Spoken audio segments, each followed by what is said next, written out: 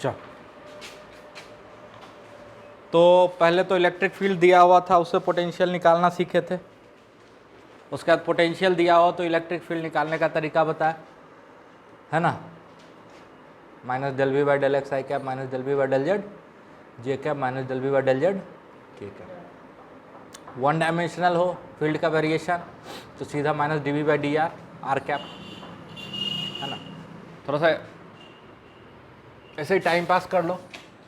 मान low potential दिया हुआ कहीं पे 3x square y z plus 2x y, तो बताओ इलेक्ट्रिक फील्ड क्या रहा होगा। शुरू हो जाओ, 2 मिनट का काम है, बस ऐसे ही दे दिए कि आपको याद है कि नहीं पार्शियल डेरिवेटिव। वर्क एनर्जी में खूब अच्छे से पढ़ाए थे, ठीक है।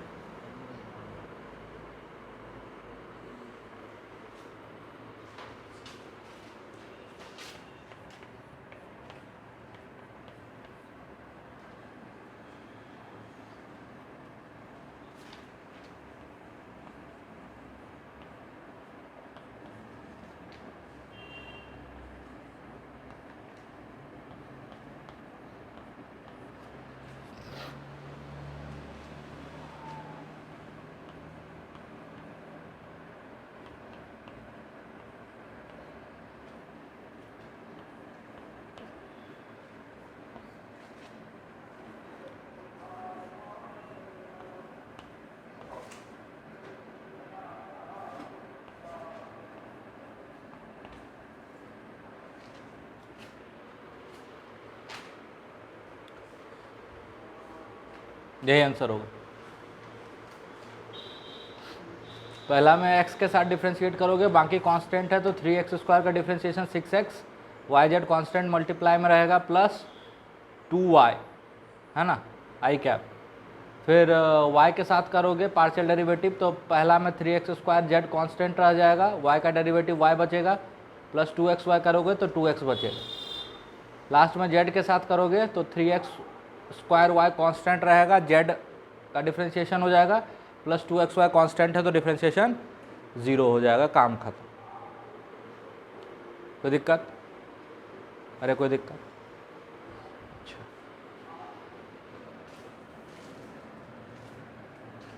इसका थोड़ा सा एप्लीकेशन दिखाते हैं।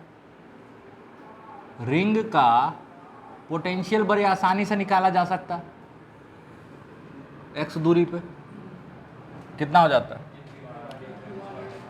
हम इसी डायरेक्शन में मूव करेंगे, ठीक है। तो रिंग का पोटेंशियल x दूरी पे क्या होता है, k Q by x square plus are square. तो जो इलेक्ट्रिक फील्ड होगा वो हो जाएगा minus d V by d x, या ऐसे बोलो इलेक्ट्रिक फील्ड का जो एक्सियल कंपोनेंट हो, इलेक्ट्रिक फील्ड का जो एक्सियल कंपोनेंट होता है, क्योंकि जिसके साथ डिफरेंशिएट करते हो उसी के अलॉन्ग वाला कंपोनेंट मिलता है, ठीक है। तो माइनस इसको x के साथ डिफरेंशिएट करो तो के क्यू तो कांस्टेंट है ना, इसका डिफरेंशिएशन करो चेन रूल से, पावर -1/2 है तो -1/2 रहेगा बाहर, और इस पे पावर हो जाएगा, पावर घट जाता है ना, तो -3/2 और बचेगा इसका डिफरेंशिएशन, 2 से 2 कट जाएगा, ठीक है।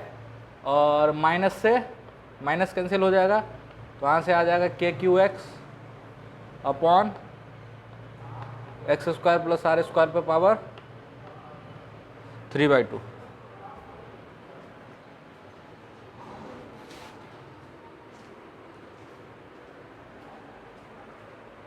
तो ऐसे भी निकाल सकते है ना, पोटेंशियल से फील्ड निकल गया ना।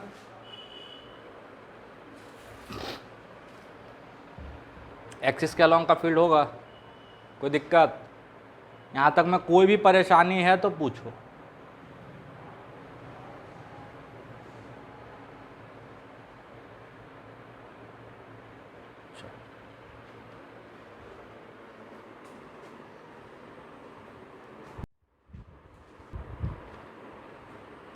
चार्ज रिंग के पोटेंशियल और इलेक्ट्रिक फील्ड के ग्राफ को थोड़ा सा एनालाइज करते हैं, ठीक है।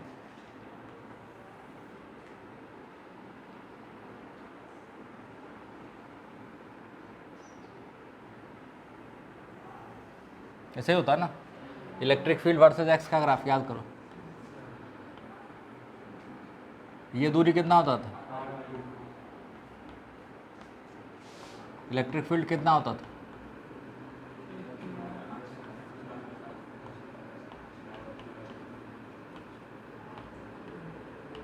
ठीक है। इसका पोटेंशियल क्या होता है,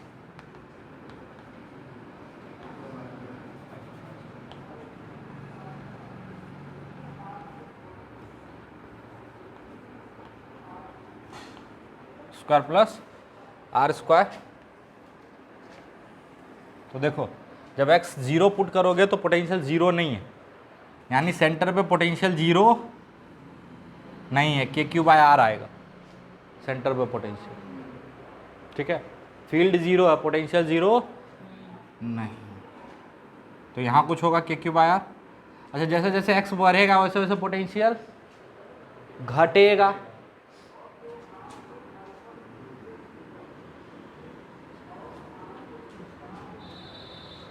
ठीक है। थोड़ा सा एनालाइज करते हैं इसको, देखो E बराबर minus d V by d x, अरे है ना, मतलब अगर स्लोप निगेटिव होगा तो फील्ड पॉजिटिव होगा और स्लोप पॉजिटिव होगा तो फील्ड निगेटिव होगा, ठीक है। यहाँ पे देखो स्लोप, यहाँ पे देख रहे हैं, कैसा स्लोप है, निगेटिव, तो पोटेंशियल कैसे शुरू में पॉजिटिव, ठीक है। बाद में देखो स्लोप और ज़्यादा निगेटिव है ना, पोटेंशियल और ज़्यादा पॉजिटिव है। उसके बाद कम निगेटिव हो रहा है तो पोटेंशियल एक मैक्सिमम को अचीव किया ना, उसके बाद देखो यहाँ दे स्लोप भी देखो मैक्सिमम को अचीव करेगा निगेटिव में, कम निगेटिव, ज़्यादा निगेटिव, ज़्यादा निगेटिव, ज़्यादा निगेटिव, और फिर देखो घट रहा ना, मतलब बढ़ रहा उल्टा में। तो देखो निगेटिव, कम निगेटिव, कम निगेटिव, तो इलेक्ट्रिक फील्ड का magnitude minus minus sum negative number, तो इलेक्ट्रिक फील्ड का मैग्नीट्यूड तो घटेगा,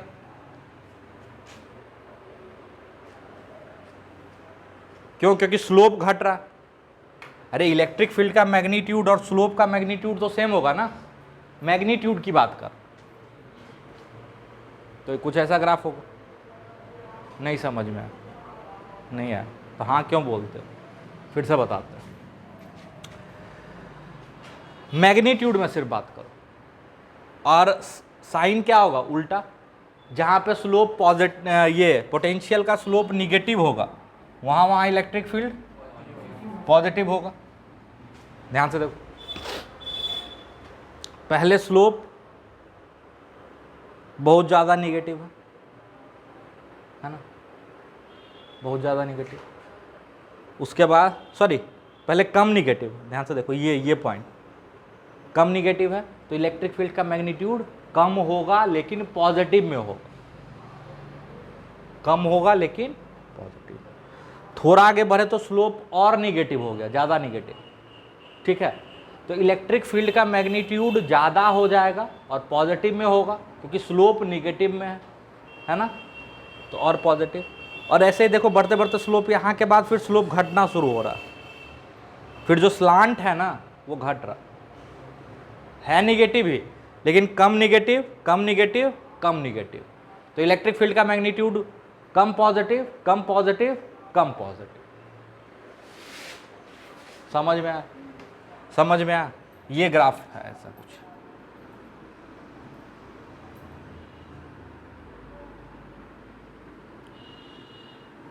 अच्छा यहां पे फ्लैट क्यों हो गया, यहां पे फ्लैट क्यों हो गया, क्योंकि यहां पे स्लोप 0 होना पड़ेगा ताकि फील्ड जीरो हो ना लायक। यहां स्लोप जीरो है तब तो फील्ड जीरो, और इधर से उल्टा हो जाएगा एकदम बिल्कुल ऐसा ही। यहां देखो स्लोप पॉजिटिव तो इलेक्ट्रिक फील्ड निगेटिव, है ना।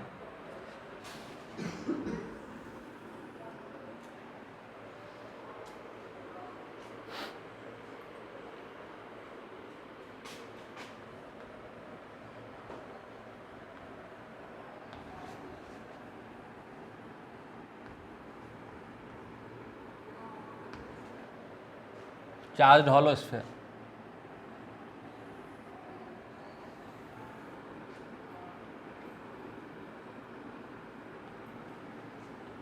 ई x,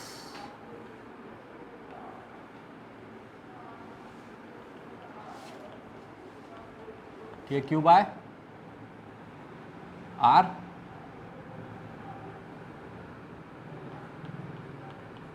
one by x square, ठीक है। इसके पोटेंशियल का ग्राफ कैसा होता,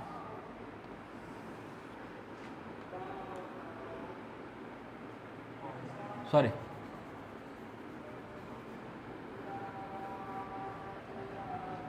पहले कांस्टेंट कितना बाय आर, और उसके बाद के क्यू बाय एक्स, तो ये 1/x से वेरी कर रहा है। अच्छा 1/x को डिफ्रेंशिएट करोगे तो क्या आएगा, -1/x² आएगा ना, उसका निगेटिव। अरे 1/x को डिफ्रेंशिएट करोगे तो -1/x² आएगा, और उसका निगेटिव क्या आ जाएगा, +1/x²। तो वेरिएशन देखो, अरे because electric field is -dV/dx, है ना। और यहां पे देखो कांस्टेंट है, तो इसको डिफ्रेंशिएट करोगे तो 0, तो अंदर फील्ड 0 है, पक्का पक्का। तो थोड़ा सा रीड करना भी आना चाहिए, ठीक। अच्छा इसमें मान के चल रहे हैं कि हम स्फीयर से ऐसे एक ही लाइन में मूव कर रहा है एकदम ऐसे, ठीक है, क्योंकि किधर भी जाओ तो सेम ही चीज होता है ना, इसमें तो सेम ही होगा ना।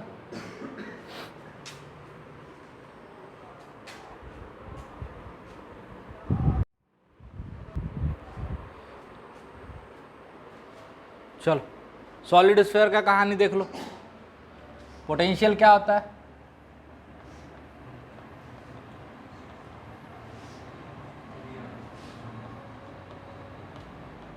मल्टीप्लाई करोगे तो पहला टर्म तो कांस्टेंट होगा, ठीक है, -ρx²/6ε0 आएगा, ठीक है, -ρx²/6ε0।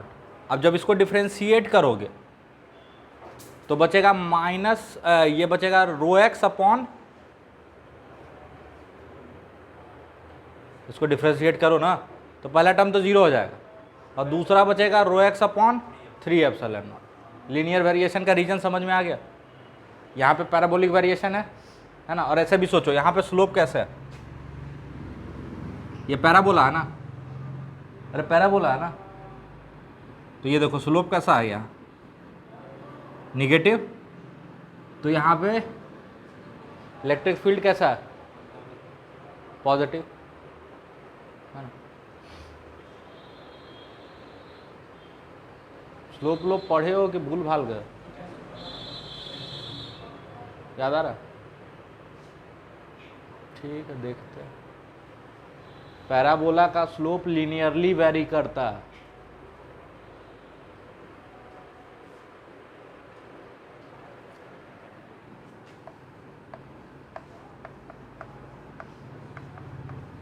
ये है ना पैराबोला, इसका स्लोप dy/dx होगा, ये 2ax प्लस b होगा, ये लीनियर वेरिएशन है, तो ये भी पैराबोला है जिसका स्लोप निगेटिव है, तो इसका जो minus d V by d x होगा वो लीनियर होगा और पॉजिटिव स्लोप का होगा।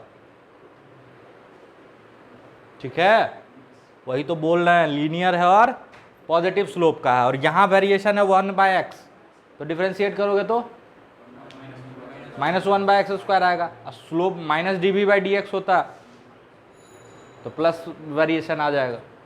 अरे आ जाएगा, ये सब चीज़ समझो, थोड़ा सा रीड करना सीखो, और इसीलिए स्लोप व्लोप इतना मेहनत से पढ़ाए थे हम।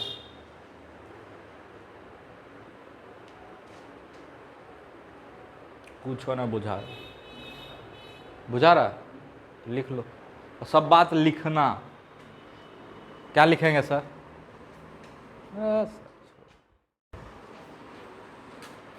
अब हम लोग बात करेंगे इक्विपोटेंशियल सरफेस।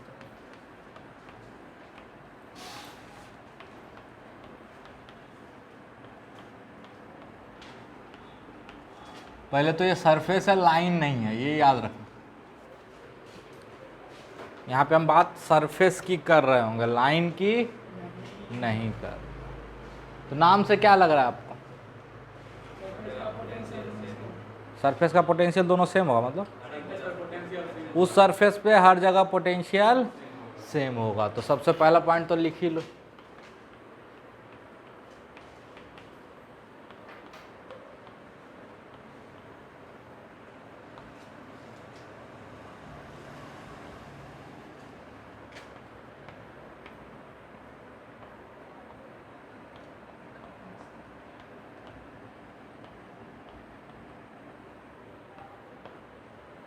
ठीक है,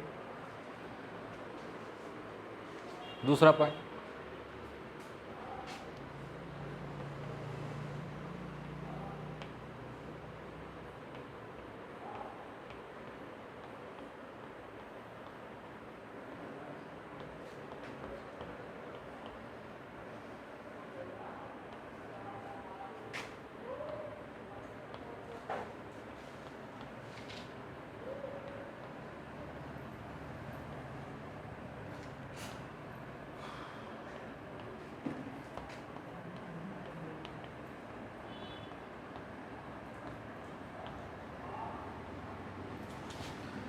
इलेक्ट्रिक फील्ड हमेशा इक्विपोटेंशियल सरफेस के परपेंडिकुलर होगा।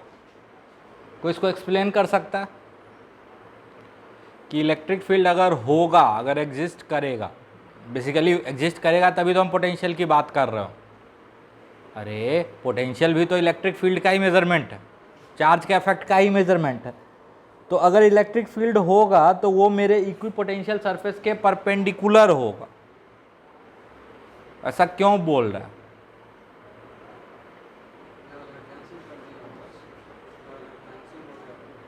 हो गया होगा मतलब कुछ भी। हम पूछे कि electric field will always be perpendicular to equipotential surface, why it need to be perpendicular to the equipotential surface, why? क्यों? क्योंकि अगर इलेक्ट्रिक फील्ड मान लो ये सरफेस है, इलेक्ट्रिक फील्ड कुछ ऐसे है, अरे है ना, और हम इसको इक्विपोटेंशियल सरफेस बोल रहे हैं, मतलब जितना पोटेंशियल यहाँ उतना ही पोटेंशियल यहाँ भी होगा। मान लो इस पर कितना चले हम, ds चले, कितना चले ds, उस सरफेस पे कितना चले ds। मान लो ये इसके परपेंडिकुलर नहीं है इलेक्ट्रिक फील्ड, तो यहाँ पे अगर हम E डॉट ds लिखेंगे, E डॉट ds, ये जीरो आएगा कि नॉन जीरो आएगा? जीरो आएगा कि नॉन जीरो आएगा? नॉन जीरो आएगा, क्योंकि ये ds है, ये इलेक्ट्रिक फील्ड है, यहाँ बीच का एंगल थीटा, तो E ds cos थीटा कुछ और आएगा, which is not zero. That means change in potential is not zero. तो ये कि पोटेंशियल होगा ही नहीं। अगर इलेक्ट्रिक फील्ड का कंपोनेंट इस सरफेस के अलोंग आ गया, कोई भी कंपोनेंट कहीं पे भी, तो क्या होगा, जैसे ही थोड़ा सा मूव करेंगे तो पोटेंशियल में चेंज आ जाएगा। जैसे हम उस सरफेस पे मूव करेंगे तो पोटेंशियल में चेंज आ जाएगा। तो फिर काहे का इक्विपोटेंशियल? कुछ नहीं समझ में आ रहा। अरे ई डॉट डी एस करो तो ये इलेक्ट्रिक फील्ड है, ये डी एस है, डी एस सरफेस के अलॉन्ग है, दो पॉइंट के बीच है, पॉइंट ए पॉइंट बी। तो ई डॉट डी एस करोगे तो जीरो आएगा क्या? यहाँ नहीं आएगा, क्योंकि दोनों के बीच में कुछ एंगल है ना, इलेक्ट्रिक फील्ड भी है कि नहीं है? और 0 से 90 के बीच में तो थीटा कभी भी जीरो होता नहीं है, that means this is a non zero quantity. और minus E dot D S को ही तो डिफाइन किए हैं change in potential D V, that means ये जीरो नहीं है तो डी वी भी जीरो नहीं है, मतलब इन दोनों पॉइंट के बीच में पोटेंशियल डिफरेंस है। अरे डी वी जीरो हो जाता मतलब पोटेंशियल डिफरेंस जीरो हो जाता, मतलब इन दोनों के बीच में पोटेंशियल डिफरेंस है, मतलब ये इक्विपोटेंशियल सरफेस नहीं है।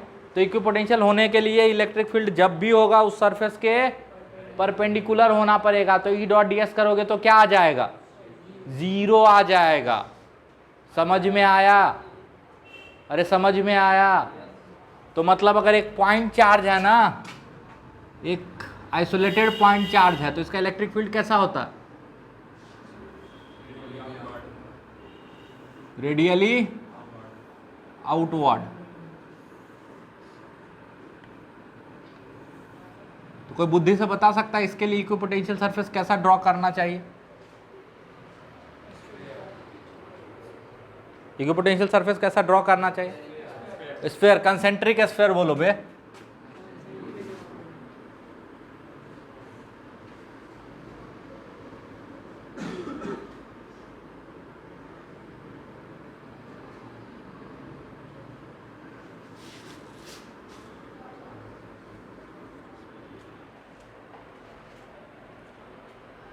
समझ में आया? एक लाइन चार्ज है, मान लो इनफाइनाइट लाइन चार्ज, तो इसका इक्विपोटेंशियल सरफेस कैसा होगा? सिलिंड्रिकल होगा, है ना? अरे है कि नहीं?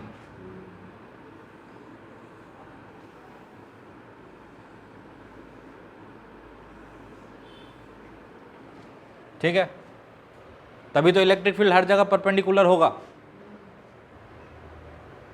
क्या इसका ये ढक्कन इक्विपोटेंशियल होगा? नहीं, ढक्कन नहीं है इक्विपोटेंशियल, ये सिलिंड्रिकल सरफेस इक्विपोटेंशियल है। गड़बड़ मत करना, गॉस लॉ से एकदम कंफ्यूज मस्त हो गए। गॉस में जो चल रहा था यहाँ भी वही चला रहे हैं, हाँ है कि नहीं है? समझ में आया? एक इनफाइनाइट चार्ज सीट है, तो इसके पास फील्ड कैसा होता है? कांस्टेंट होता है, इसके परपेंडिकुलर होता है। तो यहाँ पे इक्विपोटेंशियल सरफेस कैसा होना चाहिए? उसी सरफेस के पैरेलल जो सीट्स होंगे वो सारे सरफेसेस इक्विपोटेंशियल होंगे, है ना? जैसे ये मेरा इनफाइनाइट सीट है, तो इसका फील्ड कैसे होगा? इसके परपेंडिकुलर, अरे होगा। तो इसके परपेंडिकुलर प्लेन कैसा होगा? इसी के पैरेलल सीट होगा, अरे होगा। तो जितना भी इक्विपोटेंशियल सरफेस होगा सारा का सारा उस इनफाइनाइट सीट के पैरेलल होगा, ठीक है? अब सिलिंड्रिकल ही हो, स्फेरिकल ही हो, ऐसा कोई ज़रूरी नहीं। सवाल में सिलिंड्रिकल इक्विपोटेंशियल ही आपको दे, स्फेरिकल ही दे, है ना, प्लेनर ही दे, ऐसा कोई ज़रूरी नहीं है। बट ये सब कुछ स्टैंडर्ड इक्विपोटेंशियल सरफेस है जो आपको समझ में आ जाना चाहिए एक बार में, जो विजुअलाइज हो जाना चाहिए, है कि नहीं? है ना? तो इक्विपोटेंशियल सरफेस का सबसे पहला क्राइटेरिया तो क्या होगा? इलेक्ट्रिक फील्ड हर जगह उस सरफेस के परपेंडिकुलर होगा, हर जगह, तभी वो इक्विपोटेंशियल सरफेस हो सकता है। लिख लो।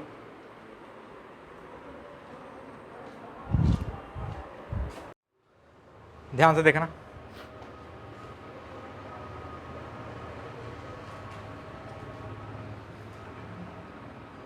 हम चाह रहे हैं कि पोटेंशियल घटे, क्या हो?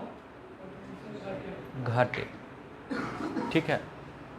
और मान लो कहीं पे इलेक्ट्रिक फील्ड आपको पता है, डिस्प्लेसमेंट पता है, ठीक है? तो आपको कैसे मूव करना चाहिए कि पोटेंशियल घटे? और ऐसे बोलेगे, हम ऐसा बोले कि पोटेंशियल मैक्सिमम घटे।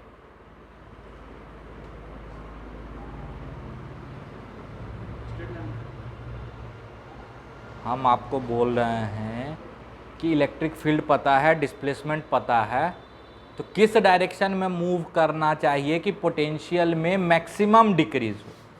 तो आप बोलोगे सर मैक्सिमम डिक्रीज के लिए ये मैक्सिमम होना चाहिए, ये तो माइनस साइन बता ही रहा है डिक्रीज होगा, ठीक है, ये मैक्सिमम होना चाहिए।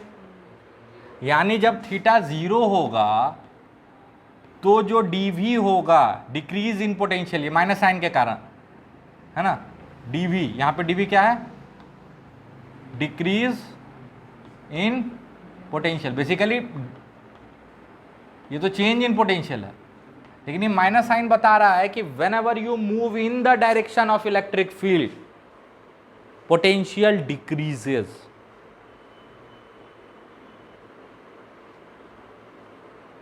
नहीं समझ, dv बराबर माइनस ई डॉट ds, ठीक है। ये माइनस साइन ये बताता है, इंडिकेट करता है कि whenever you move in the direction of electric field potential will decrease, और decrease in potential will be maximum.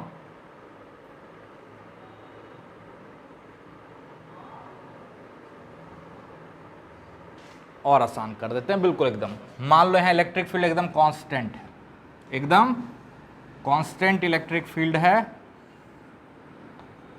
20 volt पर मीटर, ठीक है। एक पॉइंट ए यहां है और एक पॉइंट बी यहां है, बीच का दूरी मान लो है 5 सेंटीमीटर, ठीक है। हमको ए पे पोटेंशियल नहीं पता है, बी पे पोटेंशियल नहीं पता, पोटेंशियल डिफरेंस निकालना तो जानते हैं, अरे पोटेंशियल डिफरेंस निकालना तो जानते हैं ना दो पॉइंट के बीच में। तो हम क्या लिखेंगे, प्यार से लिखेंगे dv बराबर माइनस ई डॉट ds,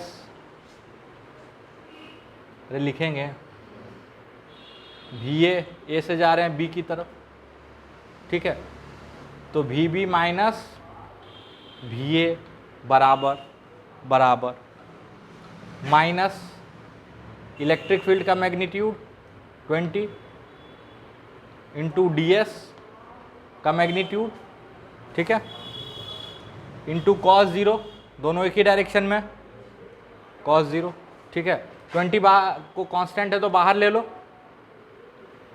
अरे होगा vb माइनस va बराबर माइनस 20 इंटू 5, है ना, सेंटीमीटर को मीटर में कर लें या 100 कर लो,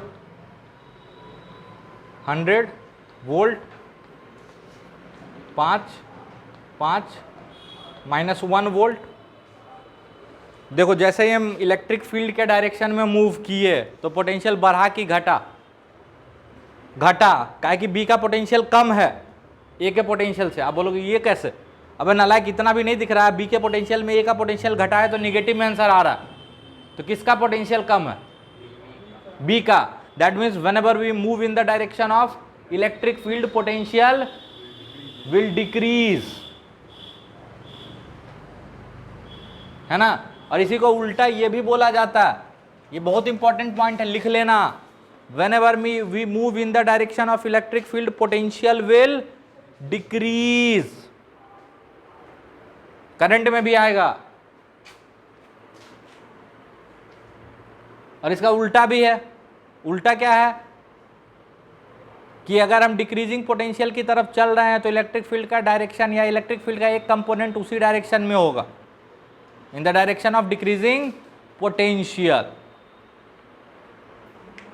नहीं समझ में, अरे whenever we move in the direction of electric field potential decreases, और whenever we move in the direction of decreasing potential, that means electric field must have a component in that direction.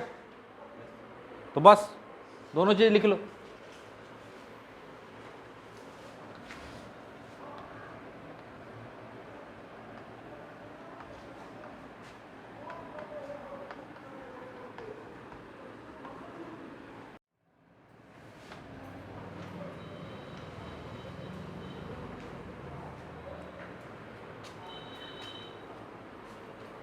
लिख लो यहाँ तक अच्छे से।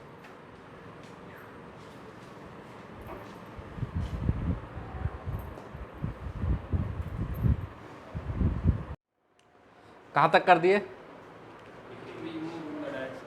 Maximum decrease किधर होगा? Electric field के direction में, है ना।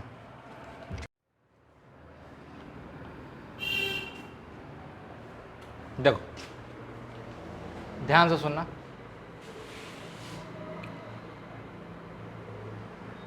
तीन इक्विपोटेंशियल सरफेस वहां है और वही तीनों इक्विपोटेंशियल सरफेस यहां भी सेम है, ठीक है। ये 10 वोल्ट का सरफेस, इसके ऊपर 0 वोल्ट का और उसके ऊपर -10 वोल्ट। तो इलेक्ट्रिक फील्ड लाइन इसके परपेंडिकुलर है, तो रफली हम दोनों में लाइंस जो ड्रॉ करने का कोशिश किए हो परपेंडिकुलर ड्रॉ करने का कोशिश किए। ये इलेक्ट्रिक फील्ड लाइंस, उसको हम E1 बोले हैं और इसको E2 बोले हैं। हम आपसे पूछ रहे हैं कि इसमें से कौन सा फील्ड लाइन ज्यादा एप्रोप्रिएट फील्ड लाइन है और क्यों। इन दोनों में से कौन सा फील्ड लाइन ज्यादा एप्रोप्रिएट फील्ड लाइन है और क्यों।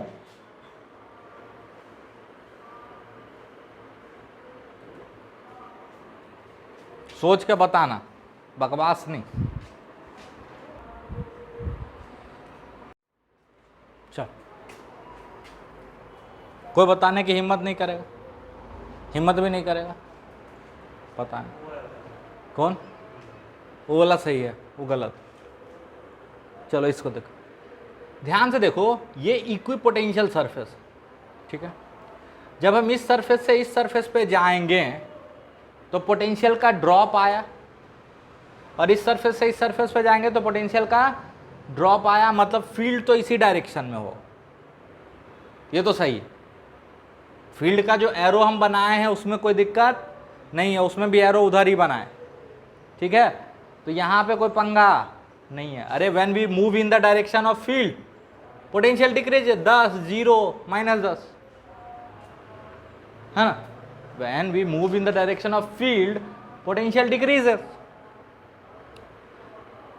बट थोड़ा सा सोचने वाला बात, चेंज इन पोटेंशियल, ध्यान से सुनना। E डॉट ds, अच्छा मान लो सेम डिस्प्लेसमेंट के लिए dv ज्यादा आ रहा है। What does that mean? मान लो कभी डिस्प्लेसमेंट फिक्स कर दिए, सेम डिस्प्लेसमेंट के लिए dv ज्यादा आ रहा है, यानी चेंज इन 2 पॉइंट मूव किए, सेम डिस्प्लेसमेंट, यहां से यहां और कहीं और, यहां से यहां, सेम डिस्प्लेसमेंट, और एक में चेंज इन पोटेंशियल ज्यादा आ रहा है, तो कहां पे इलेक्ट्रिक फील्ड ज्यादा रहा होगा? जहां चेंज ज्यादा आ रहा। अरे इसको अगर फिक्स कर दो और चेंज या डिक्रीज ज्यादा आने का रीजन क्या होगा? कि वहां फील्ड ज्यादा होगा। अरे यहां से यहां मात्र इतना दूर बढ़े तो कितने वोल्ट का डिक्रीज आ गया? 10 वोल्ट का। और यहां से यहां मूव किए तो डिक्रीज कितने का आया? 10 वोल्ट का। तो इस इलेक्ट्रिक फील्ड का स्ट्रेंथ इधर ज्यादा रहा होगा स्ट्रॉन्ग की इधर? इधर। मार देंगे एक घूसा। यहां कम मूव करने पे ही पोटेंशियल में डिक्रीज ज्यादा आ गया, और यहां ज्यादा मूव करने पे पोटेंशियल में डिक्रीज ज्यादा आया, मतलब यहां इलेक्ट्रिक फील्ड पक्का कम रहा होगा। दैट मीन्स अगर ऐसा ये इक्विपोटेंशियल सरफेस है तो इस रीजन में फील्ड ज्यादा रहा होगा और इस रीजन में फील्ड कम रहा होगा, और फील्ड जहां ज्यादा रहता है वहां पे फील्ड लाइन क्लोज होते हैं, तो क्लोज फील्ड लाइन इसमें है यहां, मतलब यहां पे फील्ड स्ट्रेंथ ज्यादा, सही बता रहा, और यहां धीरे धीरे दूर जा रहा है तो फील्ड लाइन भी दूर जा रहा, मतलब फील्ड स्ट्रेंथ घट रहा, और घटना भी चाहिए क्योंकि यहां पे इलेक्ट्रिक फील्ड ज्यादा होना चाहिए और यहां पे इलेक्ट्रिक फील्ड कम होना चाहिए। इसमें गलत बता रहा,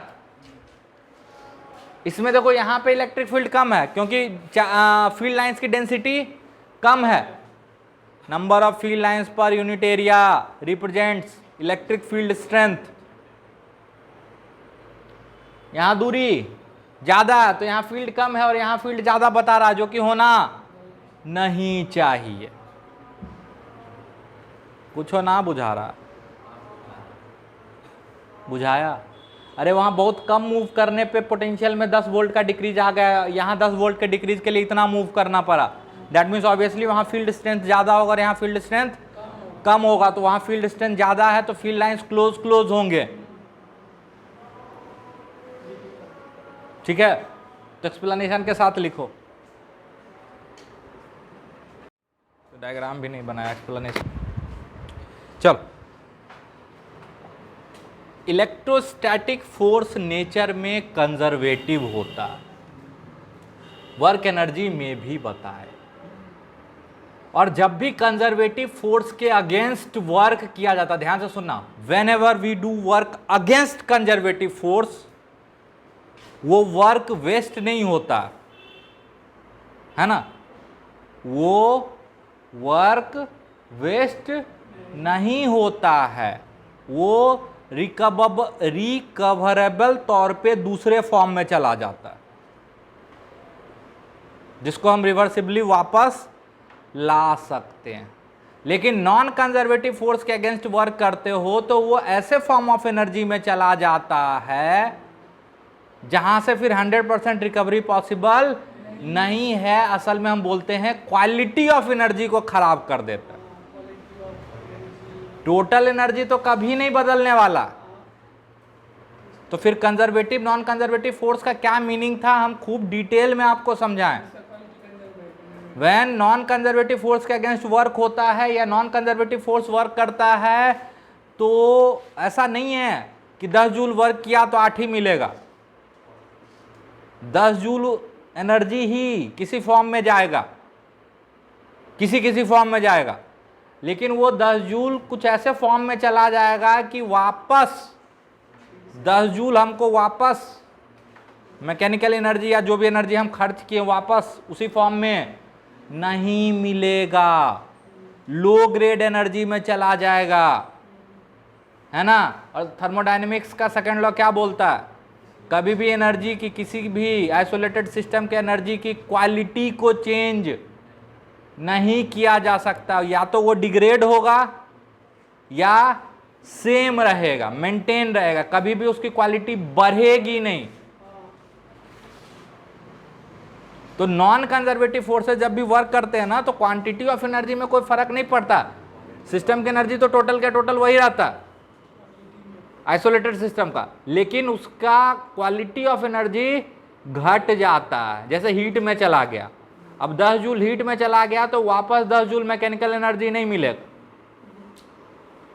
समझ में आया? मान लो फ्रिक्शन के अगेंस्ट वर्क किए तो हीट प्रोड्यूस कर दिया, फ्रिक्शन के अगेंस्ट 10 जूल वर्क किए थे, 10 जूल हीट प्रोड्यूस हुआ, ठीक है। अब ऐसा नहीं है कि उससे 10 जूल हीट निकाल लो तो फिर 10 जूल मैकेनिकल एनर्जी मिल जाए। अब वो जो 10 जूल हीट है ना उसको जब भी कन्वर्ट करेंगे किसी भी स्थिति में तो वो 5 जूल देगा, 4 जूल मैकेनिकल एनर्जी देगा, और बाकी का जो 6 जूल है ना वो और खराब फॉर्म ऑफ एनर्जी में चला जाएगा। ठीक है, और खराब में चला जाएगा। आप बोलोगे सर और खराब में क्यों? क्योंकि 10 जूल की कुछ क्वालिटी है, 10 जूल हीट की कुछ क्वालिटी है, और उससे हम 4 जूल मैकेनिकल एनर्जी बनाए तो 4 जूल तो वो हाई ग्रेड एनर्जी था, तो ओवरऑल एनर्जी का क्वालिटी बढ़ जाएगा। क्यों? क्योंकि 6 जूल तो वो उसी क्वालिटी का रहा और ये 4 जूल और अच्छे क्वालिटी का आ गया, तो ओवरऑल सिस्टम की एनर्जी की क्वालिटी क्या होगी?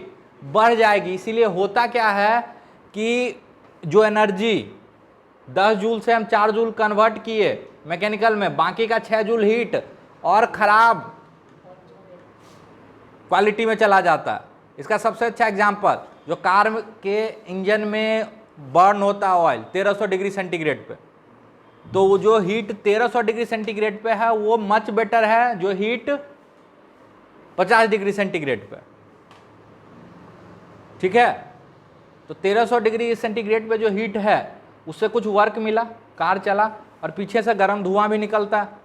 आपको क्या लगता है वो गर्म धुआं फिर से इंजन में डाल देंगे तो उससे और कार चलेगा? नहीं, वो और ख़राब क्वालिटी है। ठीक है, और वो निकलेगा ही निकलेगा, वो वेस्ट होगा ही होगा,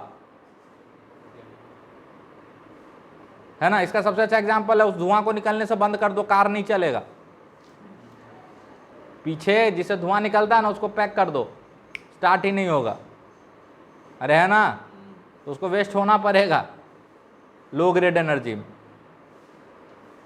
ठीक है। तो सिर्फ क्वांटिटी मायने नहीं रखती है, क्वालिटी भी मायने रखती है। और वहीं पे पिक्चर में आता है conservative and non conservative force, उस पर बहुत चर्चा हम अब नहीं कर रहे हैं। जिसको पढ़ने का शौक होगा वर्क एनर्जी पढ़ लेना, ठीक है। तो इलेक्ट्रोस्टैटिक फोर्स भी कैसा है, कंजर्वेटिव फोर्स, यानी इलेक्ट्रोस्टैटिक फोर्स के अगेंस्ट हम जो भी वर्क करेंगे, है ना, वो बैड क्वालिटी में नहीं जाएगा, उसका क्वालिटी मेंटेन रहे, समझ में आया। और जब भी फोर्स कंजर्वेटिव हो तो उसका वर्क डन पाथ पे डिपेंड नहीं करता है, ये एक प्रॉपर्टी थी, याद आ रहा है। कंजर्वेटिव फोर्स की एक प्रॉपर्टी थी कि उसका वर्क डन पाथ पे डिपेंड नहीं करता। और समझदार लोगों ने बोला जब इसका वर्क डन पाथ पे डिपेंड नहीं करता है तो क्यों हम बार बार इसका वर्क कैलकुलेट करें, क्यों ना हम एक ऐसा फंक्शन डिफाइन कर दें जो इनिशियल और फाइनल स्टेट डालने पे हमको वर्क डन दे दे, क्योंकि वर्क का कैलकुलेशन बहुत अच्छी बात है नहीं। और उसी फंक्शन का नाम क्या था, पोटेंशियल एनर्जी। याद करो पोटेंशियल एनर्जी का डेफिनेशन क्या था, change in potential energy equal to negative of the total work done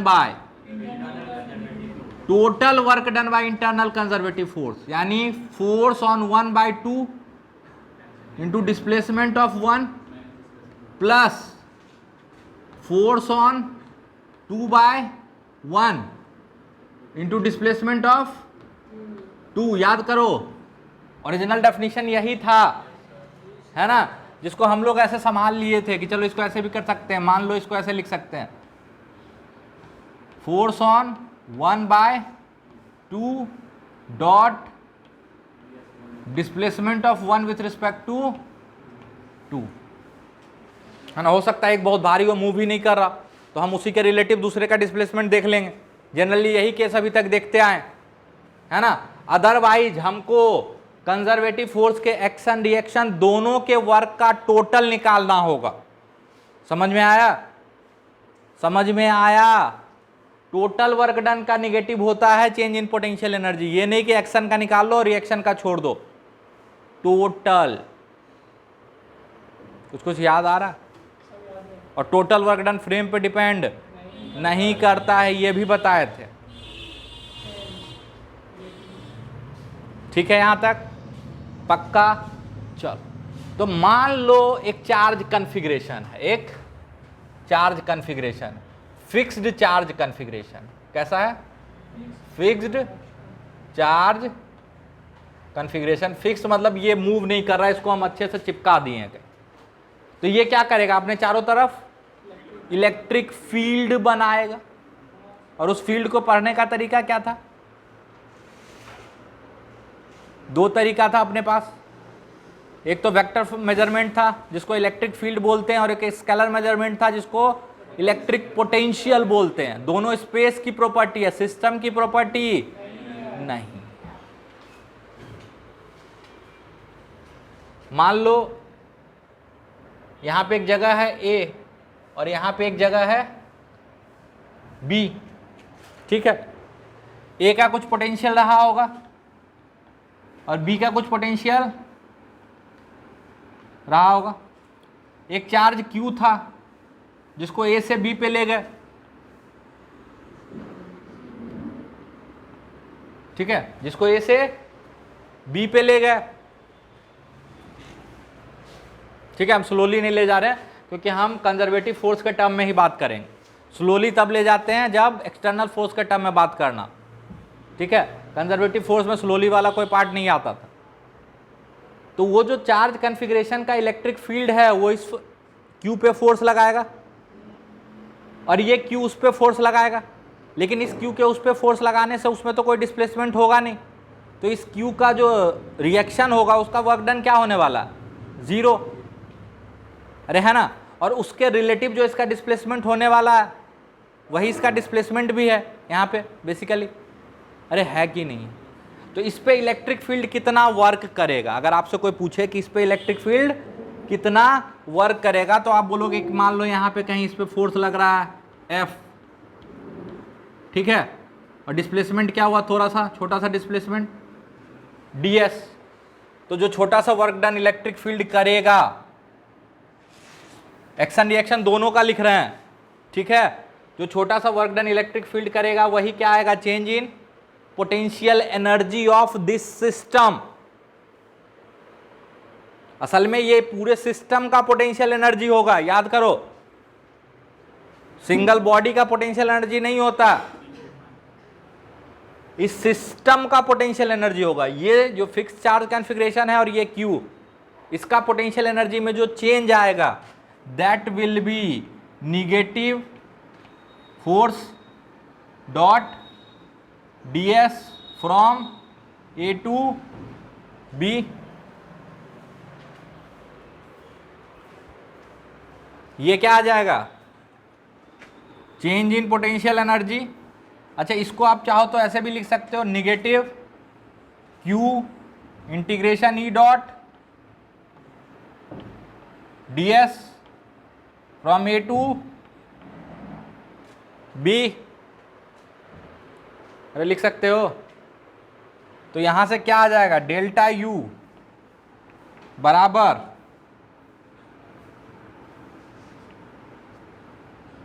Q into VB minus VA। अरे भाई ये क्या हो गया, है ना? हाँ, तो यहाँ पे एक और डेफिनेशन आ जाएगा आपके पास, change in potential is basically change in potential energy per unit charge. चाहो तो ये डेफिनेशन भी यूज कर सकते हो, कुछ पुरानी किताबें ये डेफिनेशन यूज करता है, चेंज इन पोटेंशियल बराबर change in potential energy per unit charge.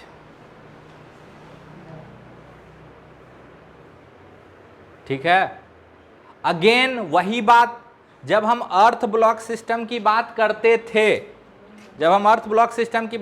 थे, तो हम बोलते थे कि देखो इस ब्लॉक को यहां से छोड़ेंगे तो ये नीचे जाएगा, इसकी काइनेटिक एनर्जी बढ़ेगी कि अर्थ की भी बढ़ेगी, इसकी बढ़ेगी। तो इसीलिए हम बोल लेते थे कि पोटेंशियल एनर्जी, यही मान सकते हो कि वो सबका सब पोटेंशियल एनर्जी किसका है, इसका, लेकिन होता किसका है, अर्थ ब्लॉक सिस्टम का। और सिगरेट का डब्बा नहीं भाई, चौक का डब्बा, ठीक,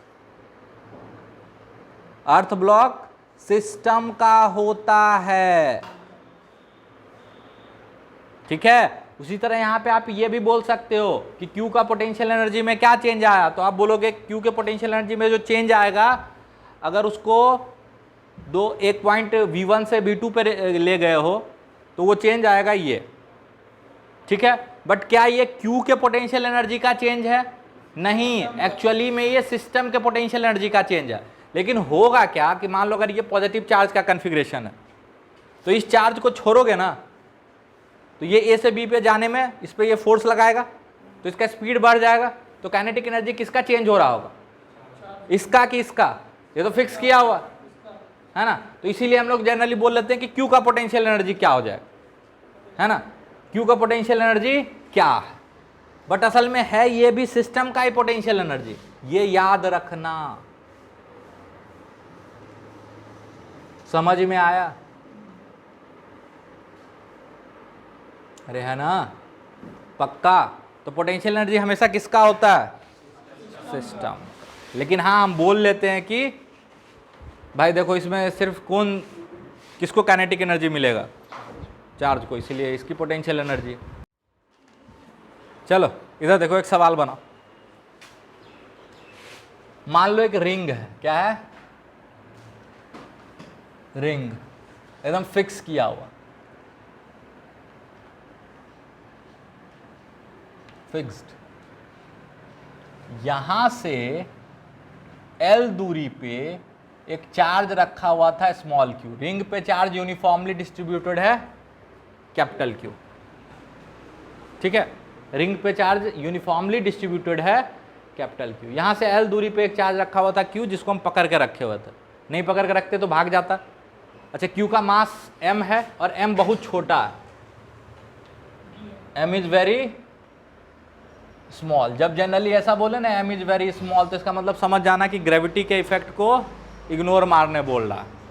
mg वाला पोटेंशियल एनर्जी का कोई खास महत्व नहीं है, या बोल भी देता है कि ग्रेविटी को इग्नोर कर देना।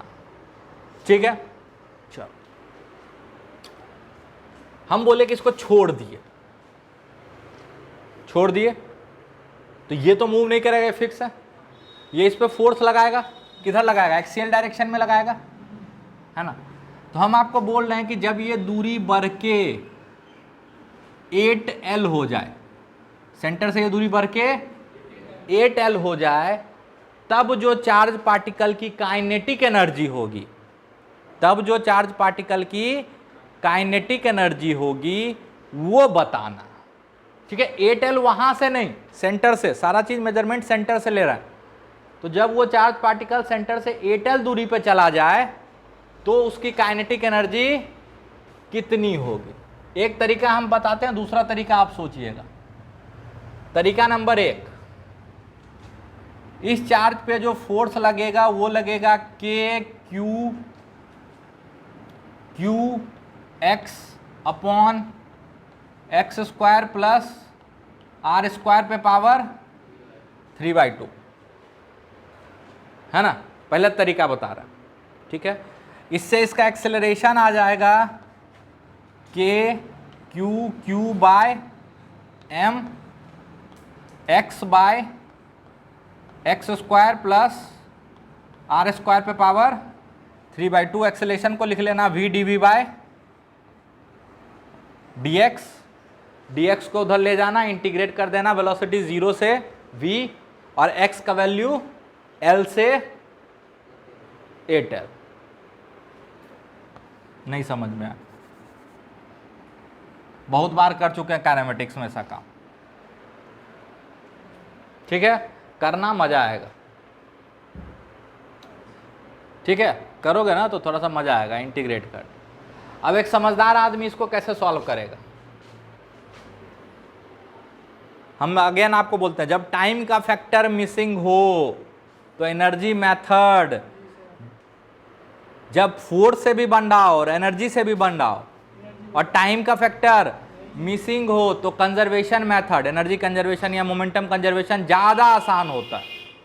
तो अगर हम इस पर ध्यान से देखें तो इस पर फोर्स हमेशा इस डायरेक्शन में लगेगा, इलेक्ट्रोस्टैटिक फोर्स ही लगेगा। अरे हमेशा इलेक्ट्रोस्टैटिक फोर्स ही लगेगा जो कि नेचर में कंजर्वेटिव है। That means we can conserve mechanical energy. अरे कंजर्व कर सकते हैं मैकेनिकल एनर्जी को। ठीक है, तो लिख दो initial potential energy. Potential energy इस पॉइंट को मान लेते हैं ए और इस पॉइंट को मान लेते हैं B. Potential energy at A plus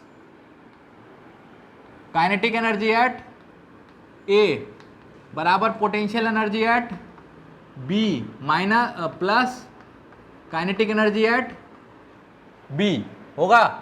kinetic energy at A क्या है 0, तो काइनेटिक एनर्जी एट बी क्या होगा, अरे जल्दी बताओ। U A minus U B which can be written as Q into V A minus V B. कुछ नहीं, कुछ गड़बड़ तो नहीं किए, सही है ना। अरे सही है ना, तो लिख दो Q पोटेंशियल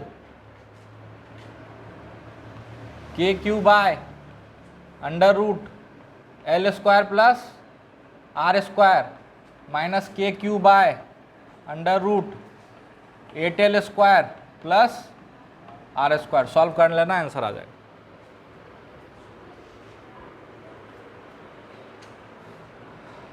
सॉल्व कर लेना, आंसर आ जाएगा।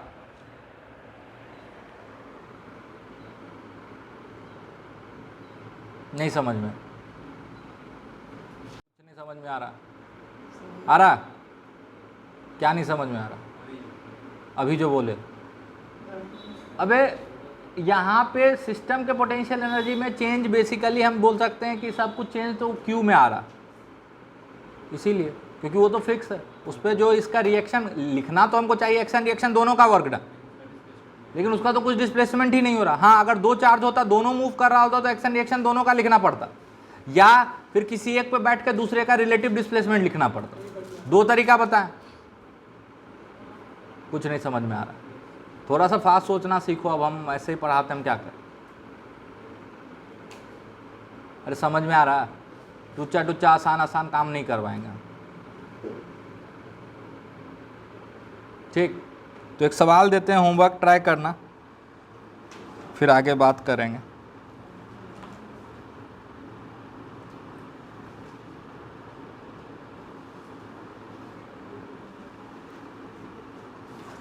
IIT JEE 2000 का क्वेश्चन है, प्रीवियस ईयर में, है ना। JEE 2000 का एक क्वेश्चन होगा, दे देते हैं, और एक से ज़्यादा होगा तो क्या करोगे? क्वेश्चन नंबर 14 होगा, ठीक है। क्वेश्चन नंबर 14 JEE एडवांस का, ठीक है। और करोगे एक दो सवाल? कर लो, प्रकाश सर के आने में भी टाइम है। ये सवाल आसान है, ठीक है, इसमें कोई ज़्यादा दम नहीं, ठीक है। अगर पिछला समझ गया तो वो भी समझ गए, एक तरह से उसी का ना कोरोलरी थ्योरम का, है ना, उसी से निकला हुआ वही सवाल। एक रिंग है, क्यू चार्ज है, इससे x दूरी पे क्यू नॉट है, बताओ मिनिमम इसको कितना रफ्तार दें कि ये सेंटर पे पहुंच जाए? क्यू नॉट को मिनिमम कितना रफ्तार दें कि ये सेंटर पे पहुंच जाए? ठीक है, 2 मिनट ट्राई करो। देखो, अगेन फोर्स मेथड से भी जा सकते हो और एनर्जी मेथड से भी जा सकते हो। तो ज़्यादा होगा एनर्जी मेथड से जाना। इसको बोल दो इनिशियल, इसको बोल दो फाइनल। यहाँ आके रुक जाए, जस्ट पहुँच जाए, उससे ज़्यादा एनर्जी हमको नहीं चाहिए, हमको उधर नहीं शूट आउट नहीं करना, ठीक है। उधर भेजने के लिए अगर आपको बोल देना कि सेंटर को क्रॉस कर जाए तो भी यही फॉर्म आएगा। क्यों? क्योंकि जैसे ही एक बार सेंटर को क्रॉस करेगा उसका रिंग उसको अपने आप पुश कर देगा आगे। सेंटर को क्रॉस करने के बाद वो रुकेगा भी नहीं। अगर एक बार सेंटर को क्रॉस किया तो अगेन उसका फील्ड किधर होगा? उधर, और क्यू नॉट भी पॉजिटिव चार्ज है तो उसको और धक्का मारते चला जाएगा, इन्फिनिटी तक पहुंचा देगा, ठीक है। तो हमको जस्ट सेंटर पे पहुंचाना है, तो ये हो गया फाइनल। अरे है ना, तो kinetic energy initial plus potential energy initial बराबर kinetic energy final plus potential energy final, क्योंकि सिर्फ कंजर्वेटिव फोर्स काम कर रहा है, ठीक है। तो इनिशियल काइनेटिक एनर्जी ही तो पता करना है, फाइनल काइनेटिक एनर्जी 0। तो initial kinetic energy half mv², मतलब बोला कितना रफ्तार दे दे, m0v² बराबर p फाइनल। यहाँ पे पोटेंशियल होता है kq/r इंटू क्यू, ठीक है। यहाँ की पोटेंशियल एनर्जी माइनस यहाँ की potential energy kq/√r² plus x² Q not, ठीक है। ये हो गया change in potential energy, kinetic energy, change in potential energy. Solve for v, solve for v and you will get the answer. कल मेरा class नहीं होगा, ठीक है।